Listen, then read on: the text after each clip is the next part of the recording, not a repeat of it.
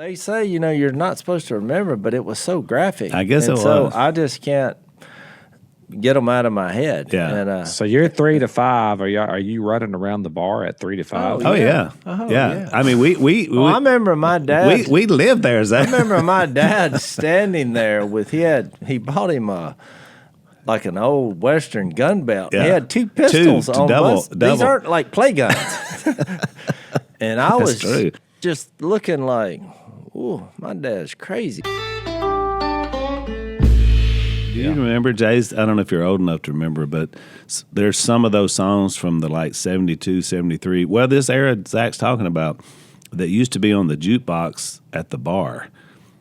And they would play, and they'll when I hear it today, if I'm listening old country or whatever they call it, what do they call it, rebel country or whatever. When I hear that song, it just takes me right back into that bar room, because Jase and I would go in. They would be cleaning it up and stuff, and we would play shuffleboard and pinball and this. Well, the one your mom brought up when we were doing the blind was one called Satin Sheets. Yeah. She said that's the one song she remembers just on repeat. That was one. Yep. Yeah, when we watched The Blind, I remember that old jukebox, because I'd any money that I had stolen from whoever, just as a kid. I mean, look, we weren't raised by Christian parents. We were all before Jesus at this point. Yeah, I mean, if it was capable of being a sinner at 5 years old, I was definitely, because you are what you're around. Yeah. And this wasn't a good environment for kids. No. But we were out there, and I'd play songs at that jukebox. So you were 3, 4, 5 years old during this era, so you were very young.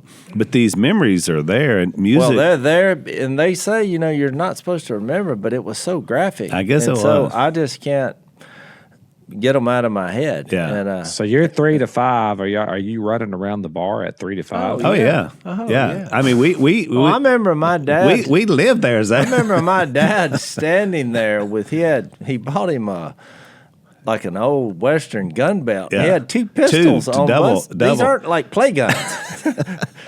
And I was just looking like, ooh, my dad's crazy. And Dad would do he would do arm wrestling, and there was a picnic table out back. And he would go out there, and these big old pulpwood drivers, and of course they would be drunk, and he wasn't. Yeah, he wouldn't drink while he was there because he was making money. He would drink later, but he would go out there, and I mean, these guys had arms that looked like small sapling pines. I mean, these guys are hard men, and they would think they could take him. And they never did. He was undefeated. Well, and just all the fights, the only one I remember specifically was a fella that had a 2x4.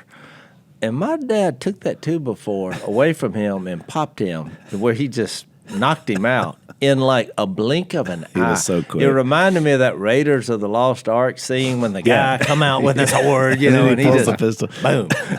It's like, well, that died, because everybody was hollering and cheering, and I was thinking, my dad, something's fixed to happen to him. You never forget this. Mom had this little white Volkswagen, and we pulled in one night from someplace we had been, and it's me and Jase, and Willie was a little baby, and we pulled into the bar, and they were all out front, and we saw them all kind of gathered in a circle, and Dad's in the middle just waylaying some person. I mean, it's that's the way life was. But it was always so weird, because I didn't know the concept of the police at that age. I just always remembered that every night ended with flashing lights, and I thought it was so cool. I thought every night they get together, and it ends with the flashing lights. It's a light like at the end of a show. wedding when they put the sparklers in the you're right. It's like, this I would is how look we out the close window, night out. and I was like, "There's the flashing light." I guess they do this every time. I guess Mom and Dad are coming home. Closing time.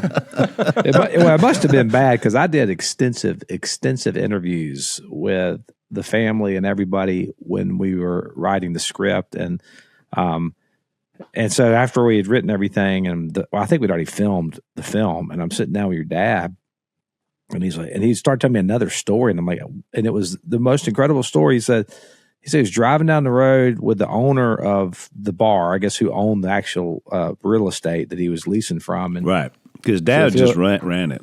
Yeah, he just ran. So he's like, yeah, we're sitting there. And he said, I don't know, out of nowhere, we kind of get in an argument.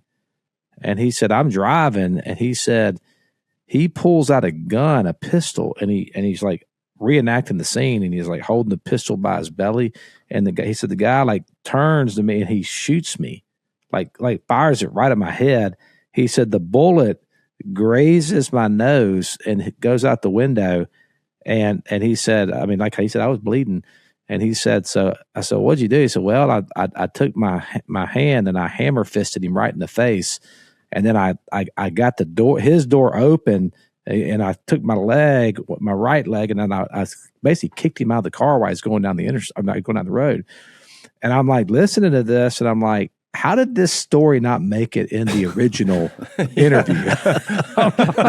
He said, I don't know. Because that was buried the lead. That was Phil. very cinematic, Zach. That's what they call a cinematic moment. I was so mad. I was like, that is a scene. And because I'm just picturing it in my mind as he's talking about it. Because then it becomes rated R, which that was the biggest challenge. Yeah. Kind of with the Old Testament is not making it rated R because, look, people, they do ghastly things. It was funny, Zach, because you think about it, like there was obviously a lot of bad stuff going on, people drinking, the fights and all that, but the people were very friendly to us. Nothing bad ever happened to me. No, me either. I don't know how. But I don't either. It wasn't like, I don't know if it's a different era, or they just didn't come there, but they viewed us as just Phil's kids. And one of the things, nobody would ever mess with us because Well, that's true. They were afraid of him, you know. You got this crazy lunatic going around with two pistols. I mean, it wasn't like Cheers. It wasn't like that kind of bar. It was definitely a bar where people came to get drunk. But they were very kind to us. Nobody ever mistreated me at all. Yeah.